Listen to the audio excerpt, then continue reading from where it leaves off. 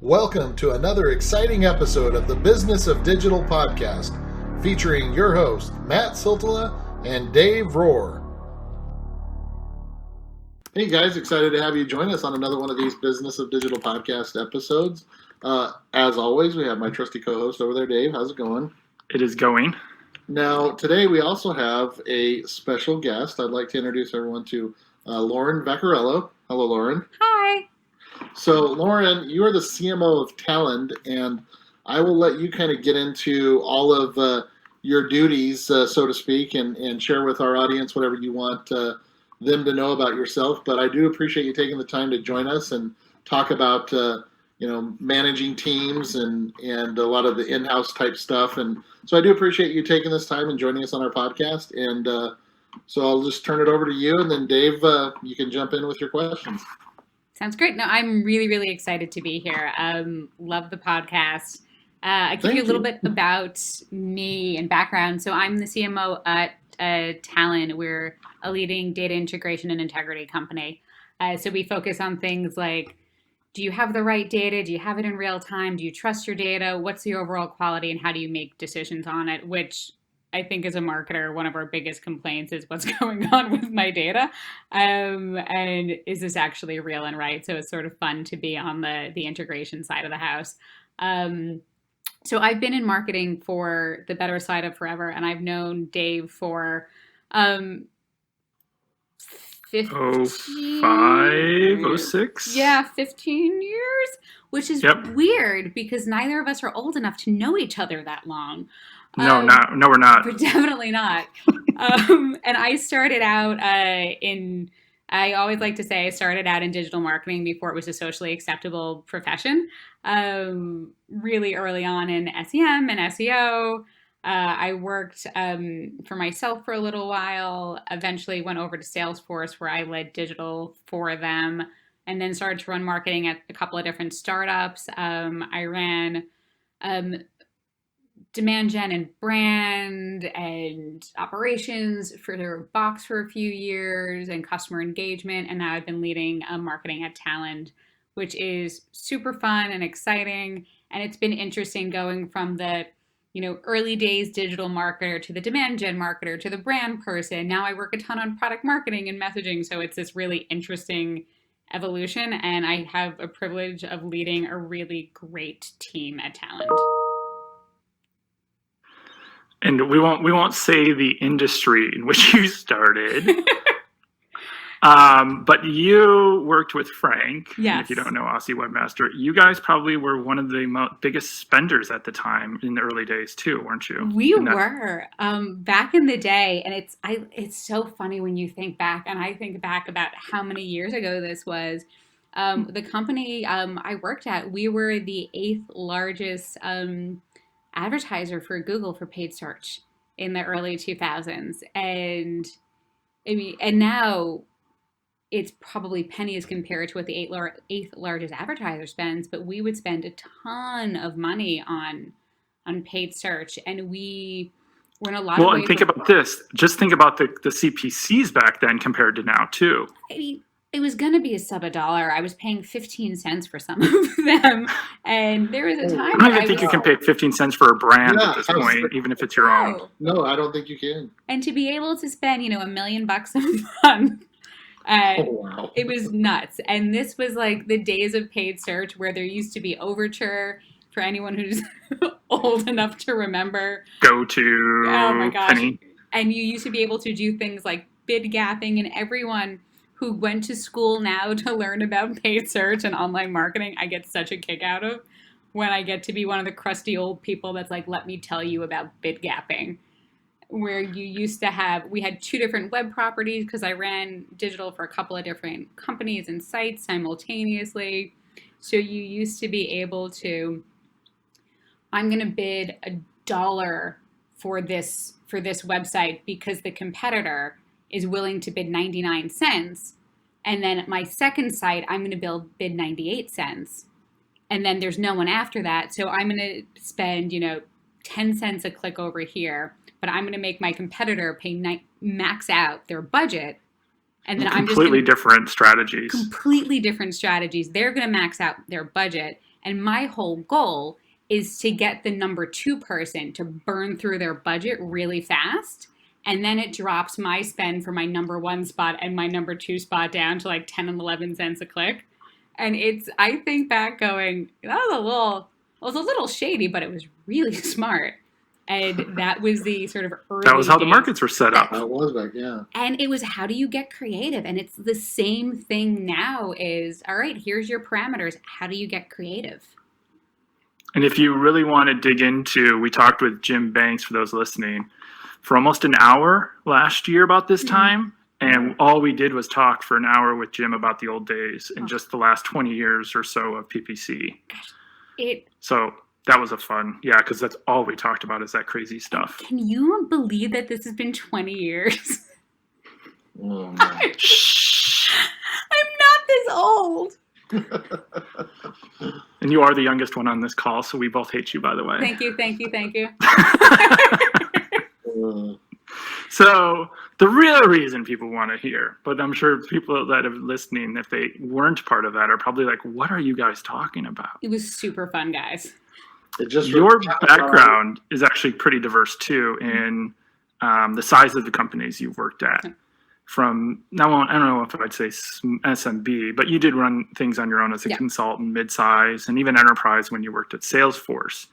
What are some of the big differences around like hiring, managing, and even like just the multiple offices and just all the different facets from the growth of a company and the size of a company to managing and working with marketing, sales, and different teams? Totally. It's very, very different sort of animals at different size companies. And I was at Salesforce from 2,000 employees to 12,000. I used to run marketing for a company called AdRoll. And when I started, they were 150 employees, 3 people in marketing. When I left, they were probably 400 employees, 25 people in marketing. And then Box was, I don't know, maybe 2,000 employees and 90 people in marketing. Talend is about 1,400 employees, and I probably have 80 or 90 people in marketing. And I've done advisory work for, 5-person startups. It's really interesting. The thing I always say is what gets you to 5 million is not what gets you to 10 million in revenue. It's not what gets you to 100. What gets you to 100 isn't what gets you to $1 billion. And your strategies have to change. And in a lot of ways, the skill sets and the people just become different. If you are, you're trying to get to your first $1 million in revenue, you absolutely don't need me. I am overhead, I am expensive, and I'm not good at hands-on keyboards. I'm not good at the day-to-day work anymore.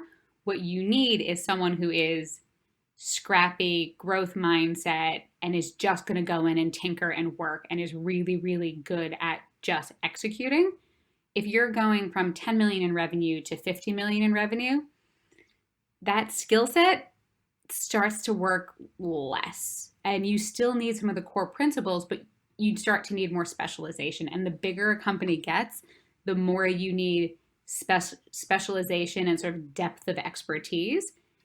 In the beginning, you don't need really, really, really deep expertise. You need someone who can do a lot of different things.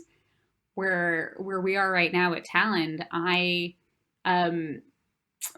just hired in December a VP of digital who is an absolute rock star. I needed someone that has a really, really deep level of expertise, because that is what is critical right now. If we were, 5 million in revenue, I don't need someone as strong as her. I need someone who can do a little bit of everything, write some copy, and just sort of get stuff done.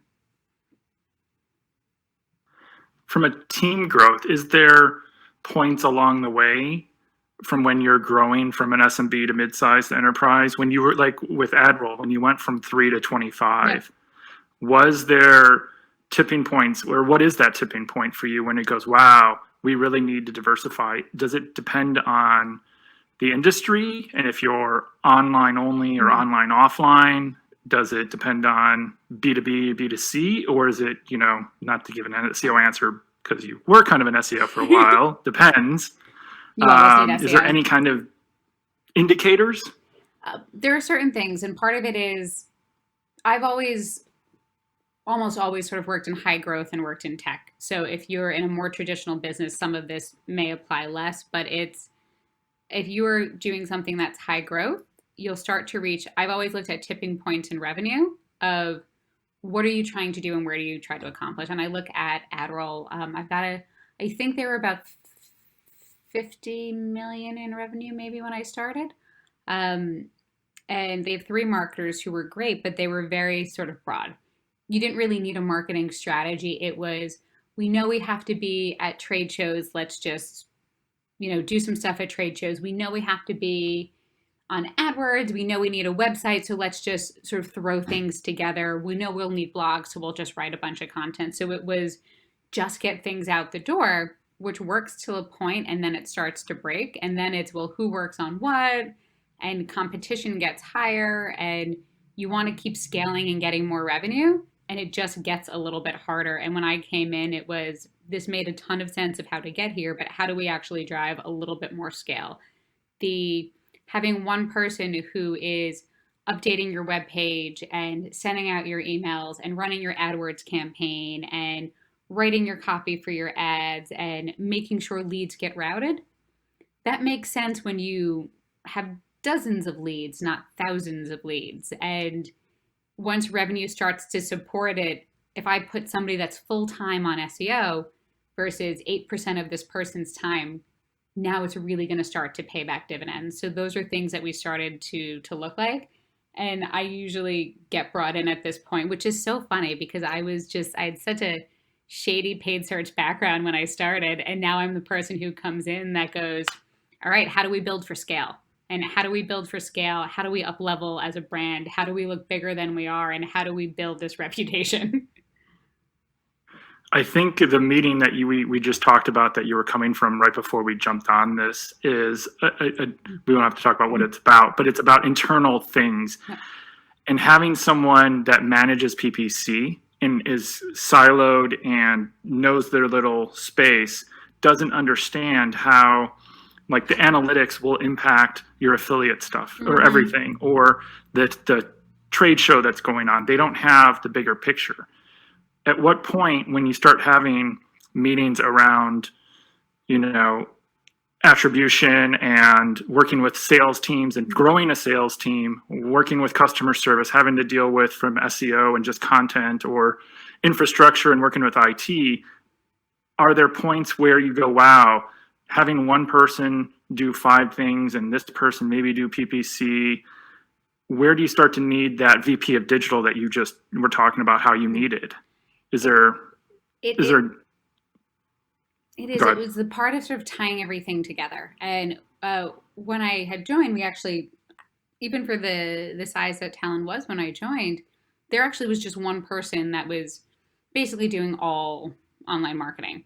We had a marketing operations team that was doing some of the marketing operations pieces, but the things that were missing was, what's the connection between, we have Marketo forms and we're running paid search ads, and then what are our field marketers doing? And there was no connection point between any of it. And they had been so jack of all trades, but also sort of specialized and siloed.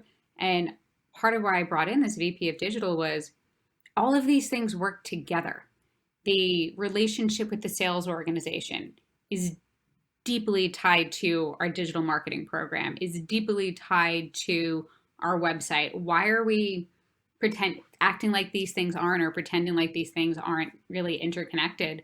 So brought someone in to say, this isn't a bunch of tactical execution. What's the overarching strategy? Why do we choose to use a landing page or a Marketo form? And why do we choose to have this many fields on a form? Because what's really easy to happen is when you have people in complete silos, it's, well, for my metric, I need to generate as many form fills as possible.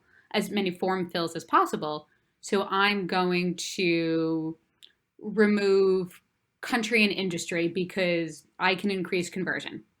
And that makes perfect sense. But then you find out that the marketing operations person can't route leads to the salesperson because they need industry and country. So then the salesperson can't get leads, and then they try to fix it and everything gets delayed by 3 days. But if you have someone that's thinking holistically across the whole picture, it helps them set the right metrics, because your metric isn't filling out a form. Your metric is pipeline and revenue for the company. But they're able to step in and say, oh, no, you're missing this part. I know what you want to do is increase form fills, but really by doing that, here's the downstream effect and consequences. And once you get to a certain size, you need to think, especially as you bring in a sales team, you need to think a lot about the interplay between what we do in marketing and how it impacts sales. Through your career, how much more knowing the marketing stack and understanding how they connect and don't connect, like the one time where a certain company based in Utah that's really well known for analytics told us that their solution would work with a really big company that you used to work for in San Francisco with lead routing, and they were full of it. You can probably guess which companies those are, but that was the marketing stack, and we were sold a bad bill of goods.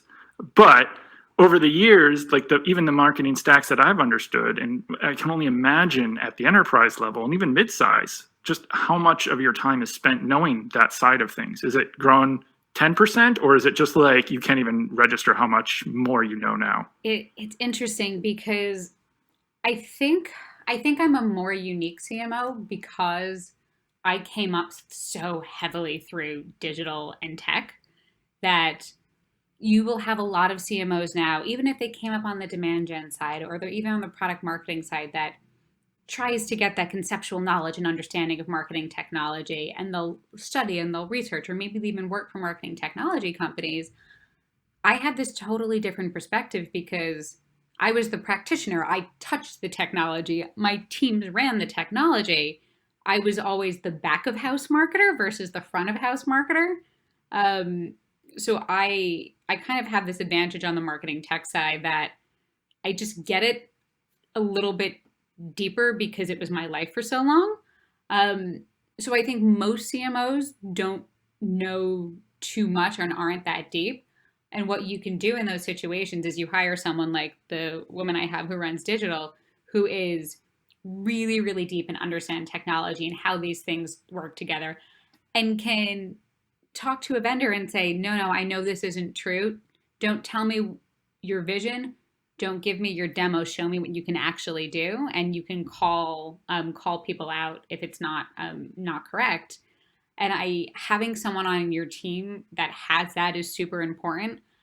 I can tell you what I sometimes terrify my team with, for the people who don't know me as well, is you don't ever expect the CMO to actually be able to have a deep conversation about lead scoring, or I want to talk about, Gatsby. And you don't get many CMOs that can have that conversation, or don't give me the high level paid search. Here's the overview. No, really, what are you doing to fix quality score? I don't like those numbers. And I happen to be able to have those conversations, and I still believe I can add value in the technology conversations. So I probably get a little bit deeper. And when I look at some things on the tech stack side at this point, I'm not as close to it as I used to be, but I can call BS on things of that's not how this works unless you've completely re-architected your products. That's not how this works. Tell me what really happens. And I think as advice for everybody who don't have that technical expertise is have someone on your team that does, and get customer references to really prove out you say you connect and integrate with this other product. I want to talk to someone who's done that, and you can't be on the call.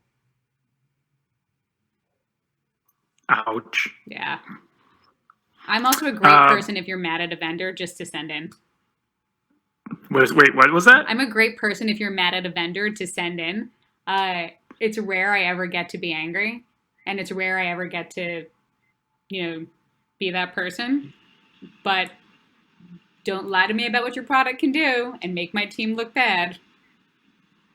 Well, and it costs time and money. Absolutely. It's like, well, you told the CEO and the team told you that it would be done by X day.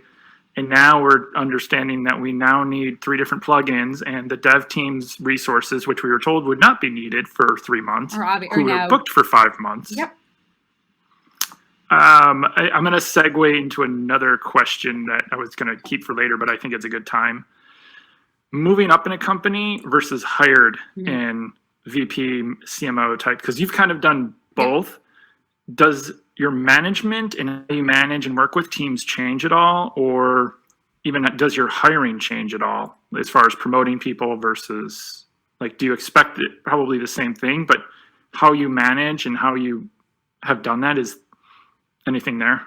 It is. It's definitely different. And I will say that there's some things that are in your head versus the some things that are real.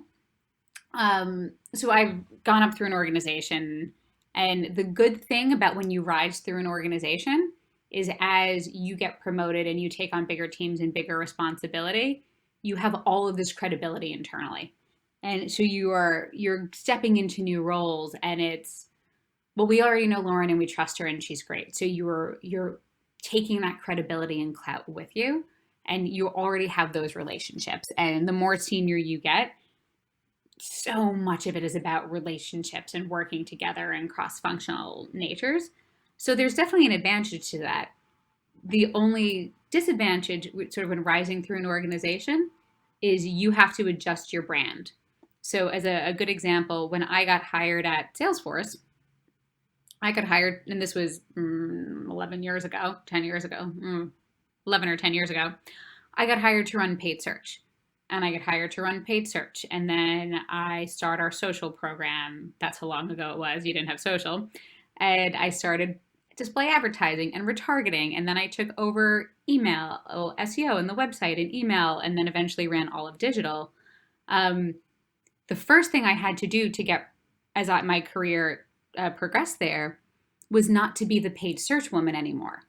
And it wasn't paid search. It was online advertising. And then I don't want to be the advertising person. I want to be the digital person. And then how I take on that. And then what became challenging from there is I built such a strong reputation on digital. What if I wanted to go run marketing for a business unit? Well, we don't need a digital marketer. We need we need another type of marketer. And it's because my brand was so strong in what I was good at as I rose through the organization. It helped a ton with getting work done. It helps a ton with credibility, and it makes you move faster, which is great. You're able to attract talent internally, and I was able to pull people from different teams, which worked really, really well. I was able to recruit really well because we had a team with such a good reputation. But you may reach a point in an organization where your own success, if you want to do something different or if you want to go broader, may be something that hinders you because people have a perception of who you are. And then leaving and going and running and coming in as an executive, all of that clout and credibility that you brought in, you don't have that internal reputation. Usually when you come in as an outsider, people will assume you're amazing for the first 3 months, and then sort of the shine wears off the penny, and then you have to keep proving that you're amazing, which you all are. But it just has that little bit of different timing. Coming in externally can definitely be harder as you are trying to figure out, how does everything work? What worked for you at one company might not work at another company. You have to learn the company and the systems and the process. You have to build a whole new set of relationships. I think the things that have made me successful, and if anyone here is going to a new company and sort of going in a leadership position in a new company, I'll tell you the things that were my hangups, which I no longer have. When I first thought about hiring, you may have a book of people you want to hire because you know they're great at what they do. And the first time I went as a VP to a different company, in the back of my head, I went, well, I don't want to hire these people because it's going to look like I'm coming in and I'm just hiring all of my friends. And I'm replacing, people with all of my friends. And it was this insecurity. And now when I went to Talend, I brought a ton of people with me. And it wasn't, I'm hiring my friends. It's, I know what great looks like. And I know where the gaps in the organization are. And I happen to, through many years of experience, have a network of people who are exceptional at what they do. And now I can pull these people in with me. And it's not just about me. It is about what's the talent that I can attract and how can we kind of jump in and do this together. So it's been a real advantage going in now is I've hired some really, really incredible people to supplement some of the great people that we already had at Talend, but it was people through my network that have worked for me or with me over the years. I was just going to say, I've never had a problem with anything like that. I think about it like with, you see it all the time in the NFL or other sporting events where the entire coaching staff goes with the coach or whatnot. And, that's a lot of how we built things at first with Avalanche. And it's interesting hearing all this because we're just right now going through one of our, if you will, quote unquote, firsts. We have one of our executive level directors that's been with us from the start. But he basically had done just about everything that he could or accomplished everything that he could, aside from being an actual owner of the company. But he went ahead and moved on and wanted to try something new, and he's going to be a professor now at BYU, Idaho. But he loved the team so much. Like, we tried to figure out things, and I don't know if you have any thoughts on this, but he moved in. We're moving him into a role of like an advisor position on a board. Now, that's something we've never had before, but he wanted to still be a part of it, but he also wanted to go out and try new things because he pretty much accomplished what he felt he could with us. And anyway, that's kind of some of the thoughts that I had while you were sharing all that. It is, and I love that now there's that advisor role for him too, you want to keep people and sort of keep them engaged, especially when they've added a ton of value, of what are other ways you can sort of think about having them contribute. Yep, exactly. So I think it was like when I got my first VP job, it was my own insecurity, which I refer to as the gremlins in my head that are, you can't do this, and what are people going to think? Now that I've done it enough, it's one of those, I was like, that's in your head, it's not real, and people are just excited when you come in with really great people. Yeah, for Rose.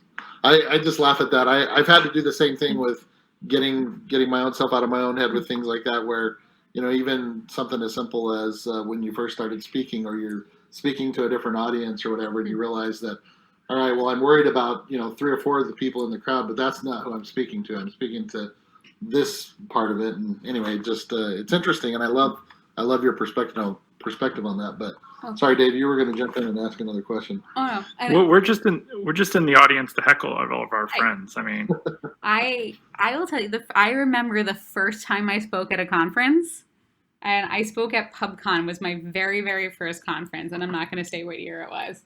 And I was so nervous. I thought I was going to throw up. And I was like, what are people going to think? What if I'm not the expert? What if I'm wrong? People are going to know more about this than me. What if I look stupid? Yep. I don't deserve to be here. And I still remember that. And I remember I was with the guys from Best of the Web right before, going, oh my God, I'm going to throw up. Oh my God, I'm going to throw up. And they were like, you'll be fine. And I went on stage, and by the time I got off stage, I went, wow, I know more than I thought I did. And yeah, that's awesome. It was all of this insecurity in my head. And I mean, thankfully, like both of you, we've spoken more times than we can even count. And that first initial time, I was terrified. And now it's like, maybe there's a couple of hecklers in the audience, but for the most part, you're here because you deserve to be here. Well, that's only if Dave's in the audience. If Dave's in the audience, then, there's a guaranteed heckler right there. Yes. But or Ben, or a couple other of our friends. Oh no, I still get scared crazy before I have to talk. Huh. For like the 10 minutes up to it, I just keep going over my deck, and I keep trying to keep myself busy up until the point where I walk up there, and then it settles. I'll be honest with you guys. I used to rehearse more, and now I look through my content, I look through my deck, and I can tell you I have no idea what's going to come out of my mouth. And I go up, and thankfully you can tell me if I'm wrong. I'm a good presenter. I'm good on stage, but I was so absolutely. And people are now, I was like, well, I sort of wing it. And everyone's like, you're not winging it. This is 20 years of preparation. I went, good point. Good point. That's a good way to look at it, because that's how I am now. Like, I feel like when I go over it too much, like, this is just me personally, and everyone's different. But it's awesome to hear that you're like that, because sometimes I feel like, okay, well, I'm not giving it my all. But you're right. It is the 20 years of plus of experience, and you know what you're talking about. And that's a lot of times what I do. And I feel like some of my best and some of the best feedback that I've gotten is when I've gone up there and I haven't really, I've put together the deck. I know the material, but I haven't gone over it and rehearsed it 20 million times. And so because totally get that. What you're saying is you're not rehearsed. It's not a narrative. It's real. And it's, let me tell you about this because I know this works. And by the way, I have a really funny story for you because this is my life. Perfect.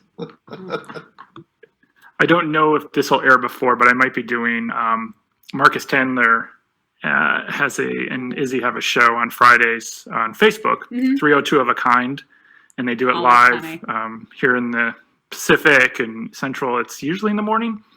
There it's evening after work because they're in Germany, so they're usually having a frosty beverage. But they're going over old decks from like 10 plus years ago, and I found one of my very first ones, and there's not a single word on any slide. It's just photos. And I still do that now. Oh, I was like, oh, tell Marcus I say hi. Part of me is like, do you think any of these people would ever be interested in... I'm so not qualified to give an SEO talk anymore or to talk about any of this. No, you're supposed to give a talk, and it's all about how relevant it is or not from 10 or 15 years ago. Jono did one about schema. Oh my who was it later? Someone just did one last week about something that most of it was still relevant. Someone did one about link building, and some of it's like, well, some of it's still shady, some of it's still good. I had a conversation. Hopefully the people that I had this conversation with will not listen to this. I had a conversation with people at work a couple of days ago in very different departments that were explaining SEO to me.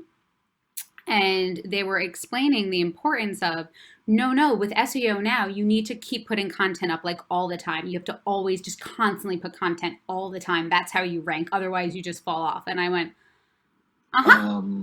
okay. Is that how that works? Didn't even want to get into it, did you? Yeah, with the people that were in this meeting, and not a single person was in marketing. Everyone was an executive, and I was like, I am going to smile and nod. I really am not going to have this conversation right now. This is not worth me having. And I was like, I'm just going to go do my job. Work well, guys. Funny. It reminded me of an email that I got just this week from a client we had from many, many, many years ago. Again, we haven't touched their site, done any SEO or anything for them in years, okay? Created all the content, did everything that we could, and we're not one of those people that just strings you along and keeps charging you. And anyway, we let it, we parted our ways, and it was so neat to get this email from them, and they just basically laid out how all the work that we had done had laid them to be the person that dominated their industry and what they were doing, and they were now at the 2 million a year mark, and they were so happy and they were so grateful for everything that we did. And we haven't touched or done anything SEO wise and they hadn't hired anybody else. Nothing had been done for years. And so it's funny for to hear that. I'm not sharing anything new that the two of you don't know, but we know that, and that's why that's funny. Yes, exactly. And there are times, and it's also good to know that your old client comes back and goes, by the way, thank you for helping my business. Yeah, I mean, that does make you feel good every once in a while. It does. And as marketers, we very rarely get thanked for any of the work we do. Very true. Oh, CTO usually just blames us for everything. I refer to which is a completely different episode that we can record sometime. I refer to most of my job as no good deed goes unpunished.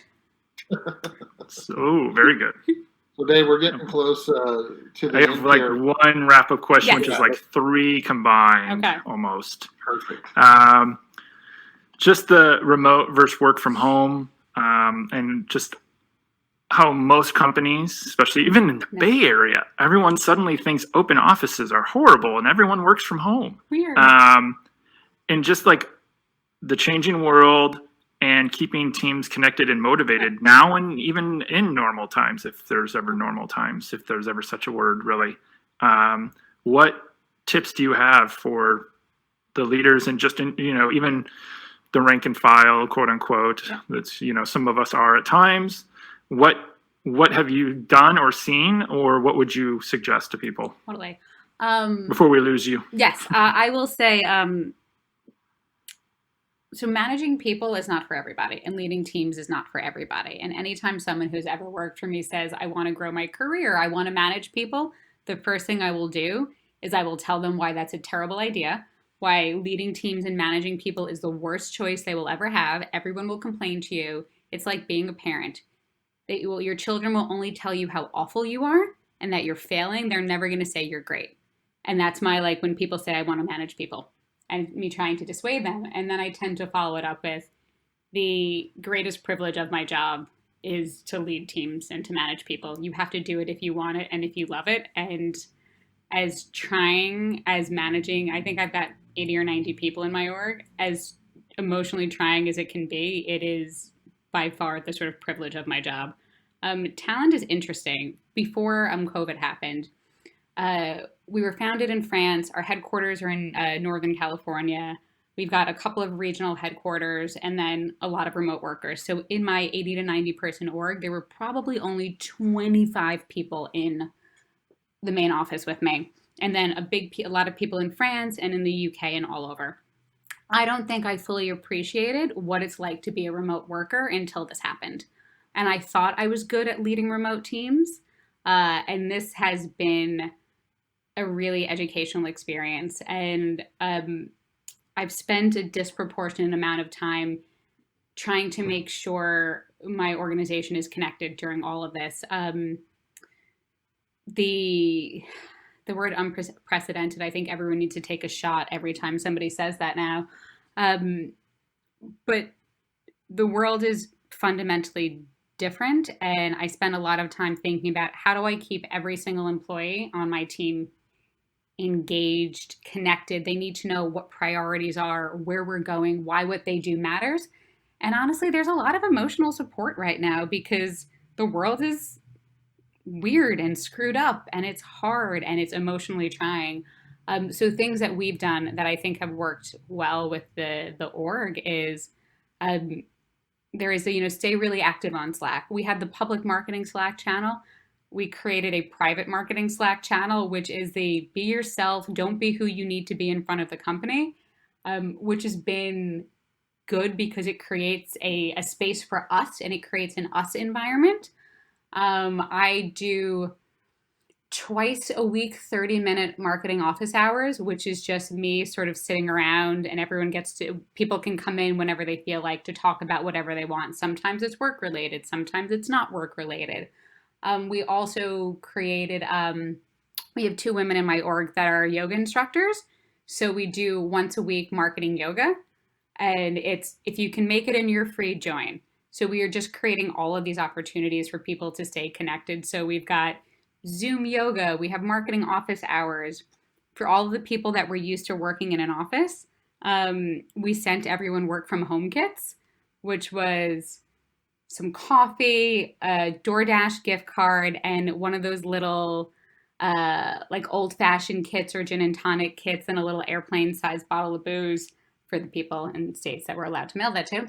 And we scheduled coffee with Carol, lunch with Lauren, booze with Brittany, and just ways to just keep building those connections because the things that we're missing remotely is the casual interaction, is the human engagement. We can still have all the meetings we want over Zoom. We can still chat with each other over Slack, but what we're missing is the softer side, the casual interactions, the times to get to know each other. So we've really, really leaned into how do we create these spaces for people who want connection, that they have it.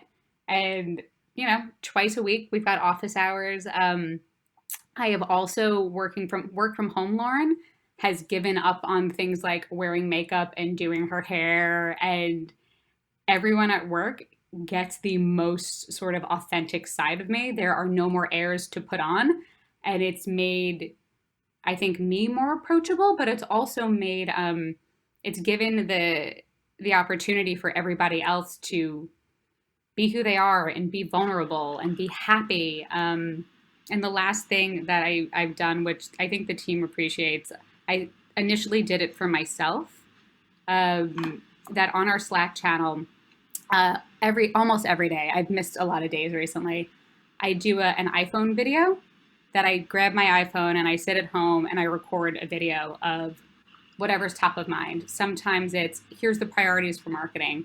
Sometimes it's, I have 14 pints of ice cream in my refrigerator. Sometimes it's, let me tell you about why is the time.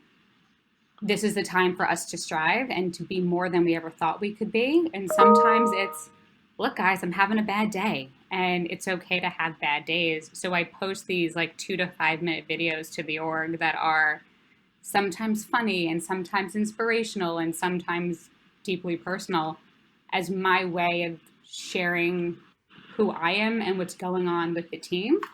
And they get to do the same thing. And it helps bridge those connections to keep people feeling as tight as possible during a time where you don't have people. Put me on that email list. Yeah, I will send you the videos. You also get the how crazy is Lauren, because in the beginning, I looked like I looked when I went into the office, and now there's days where it's like, wow, you had curly hair and you don't comb it. Good to know. You're like, not today. Don't care. And it's like, you know what? Today's not the day. Today is, I ate a pint of ice cream last night, and this is where I am today. Very cool. Well, Lauren, I really appreciate you taking the time out and sharing all this with us. This has been very insightful and just I know that we're the ones that are putting this podcast on, but I love it because I get to sit back and learn so much, and that's because of amazing guests like you. So I do appreciate you taking the time to chat with us today. Thank you for having me. I love doing these, especially with people that I've known for this long. It makes me honestly miss the community a lot more because I don't feel like I get participate anymore. But thank you so much for having me, and hopefully I will see you both in real life again one day soon. Hopefully San Francisco's high on my list to get out there to bug you. Hey, so and a couple other people. I just got a new place that I will move into hopefully this year. But then I can't walk to Nick's Crispy Tacos. Good point. I know, this is like one of the reasons I always stayed with Lauren is because then I could walk to the taco place. I went there. All right, Not the only reason. I went there on Sunday, and I was like, I'm tired of cooking, and I got a Nick's Crispy Taco, and It was so good. It was this moment of normalcy and just pure happiness. I should have taken a The picture place and is sent crazy. it. Yeah. Matt, you need to go there if you're ever in San Francisco. Next time you're in San Francisco, so good though. Definitely will. 2 tacos and you'll be more than full. Yes. But, all right, we'll let you get going. Thank you. For Lauren with Talend and Dave with Northside Metrics, I'm Matt, and I'm glad that you guys joined us. And thanks all. Bye bye.